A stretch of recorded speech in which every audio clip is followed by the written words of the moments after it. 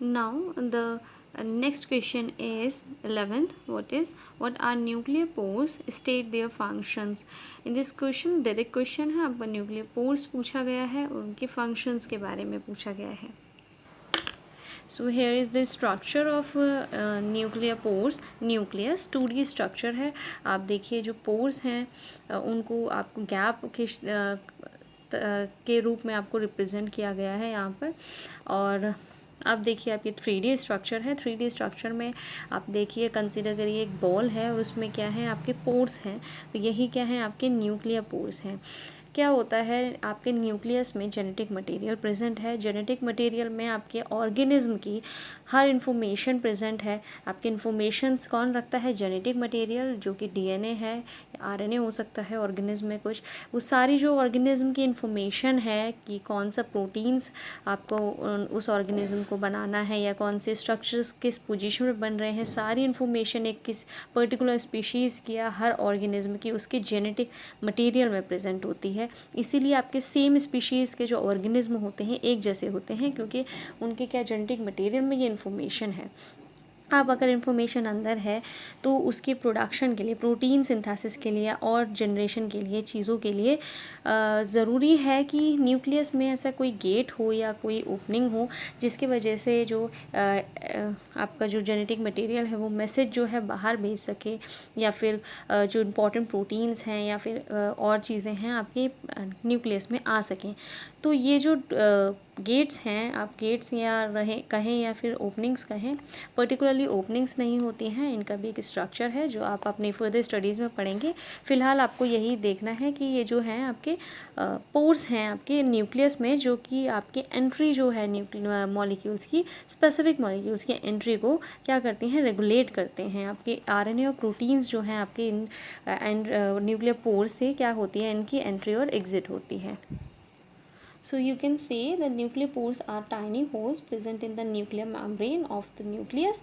Functions क्या हैं इनके? These holes allow only specific substances to be transferred into the cell and out from it. आपके specific substance को ही allow करेंगे transfer करने के लिए into the cell and out of the cell. They allow molecules such as RNA and proteins to move in both direction between the nucleus and cytoplasm. ये जो RNA और proteins हैं इनकी दोनों ही इनकी एंट्री और इनकी मूविंग आउट जो प्रोसेस है उसको क्या रेगुलेट करते हैं? Nuclear pores. So the next question is 12. Both lysosomes and vacuoles are endomembrane structures, yet they differ in terms of their functions. Comment.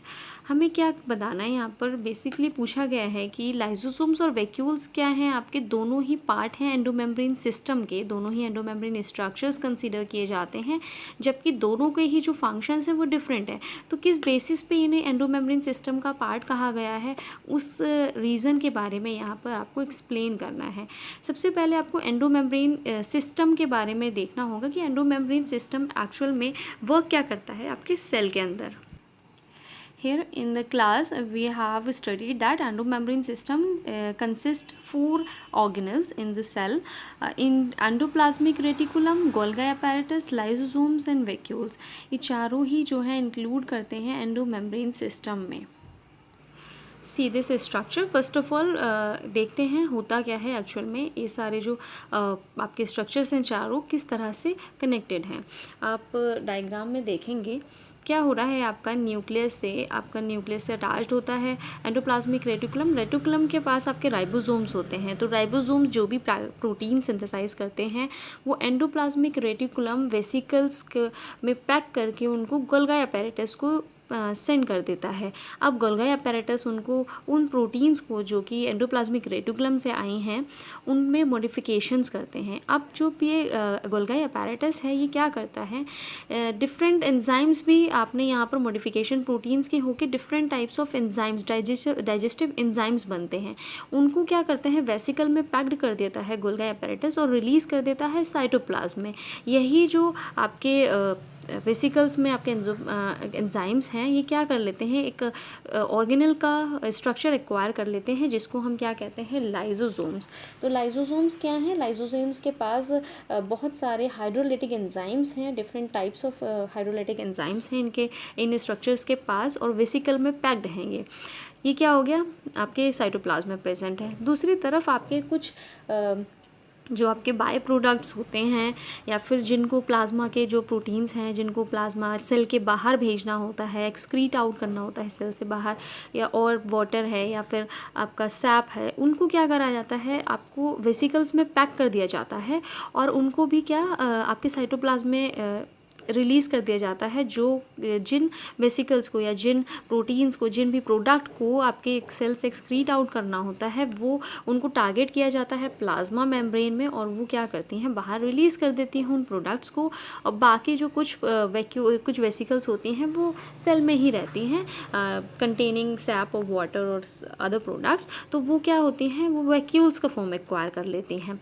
तो बेसिकली क्या है, सब इंटरकनेक्टेड हैं एक दूसरे से। अब बात करते हैं एंडोमेम्ब्रेन सिस्टम में एक पर्टिकुलर बेसिक फंक्शन या बेसिक रीज़न क्या है जिनमें आपने इन चारों ही ऑर्गेनल्स को रखा गया है, वो क्या है। The endomembrane system is a intracellular system. Intracellular system का मतलब क्या है, intra means inside the cell, inside a cell. कोई भी चीज़ अगर एक सेल के अंदर हो रही है उसे इंट्रा कंसीडर किया जाता है, अगर बिटवीन टू सेल्स हो रही है तो उनको इंटर बोला जाता है, इंटर सेल्स। तो यहाँ क्या है, intra cells. Endomembrane system is a intracellular system. Intracellular system है responsible for the flow of material from one part to the other in the cell through vesicles.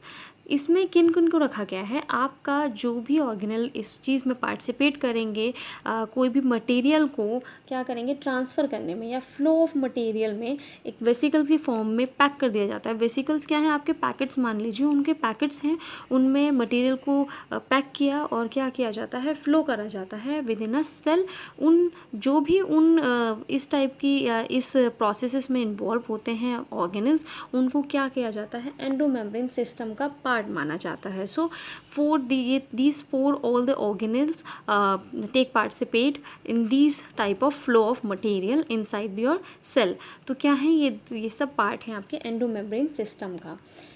Lysosomes क्या होते हैं, these are membrane bound vesicular structures which contain of all types of hydrolytic enzymes. The main function of these enzymes is to digestion of carbohydrates, proteins, lipids and nucleic acid. Lysosomes के पास इतने आपके hydrolytic enzymes हैं, इतने kinds के हैं जो कि आपके बायोमोलिक्यूल्स के हर बायोमोलिक्यूल्स को डाइजेस्ट कर सकते हैं। और आपको ये चीज़ याद रखनी है क्या है, इसी वजह से इनको सुसाइडल बैग कहा जाता है। जब सेल में कुछ भी प्रॉब्लम आती है तो क्या होते हैं, ये बर्स्ट हो जाते हैं, सारे एंजाइम्स बाहर आ जाते हैं और पूरे सेल को डाइजेस्ट कर देते हैं, क्योंकि इनके पास हर बायोमोलिक्यूल के लिए डाइजेस्टिव एंजाइम्स होते हैं। दूसरा आपका है vacuoles. These are membrane bound spaces found in the cytoplasm which contain water, sap, excretory products and other material not necessary for the cell. इनके पास क्या है, वही वेसिकल्स हैं, पैक्ड हैं एक मेम्ब्रेन से, उसके अंदर वाटर हो सकता है, सैप हो सकता है, एक्सक्रीटरी प्रोडक्ट्स हो सकते हैं और अदर मटेरियल जो कि नेसेसरी नहीं है सेल के लिए, जिनको बाहर भेजना है वो होंगे। वो क्या है, आपके वैक्यूल्स हैं। It helps in the excretion of unwanted waste products. Unwanted waste products हैं, उनको एक्सक्रीट आउट करने के लिए हेल्प करते हैं ये vesicles, vacuoles. In some organism it forms food vacuoles for digestion of food and also contractile vacuoles for excretion of water. यदि आपको हमारा वीडियो अच्छा लगा हो तो आगे की वीडियो की नोटिफिकेशन प्राप्त करने के लिए कृपया बेल बटन दबाएं और चैनल सब्सक्राइब करना ना भूलें। Please subscribe our channel of Edufun classes. Thank you for watching.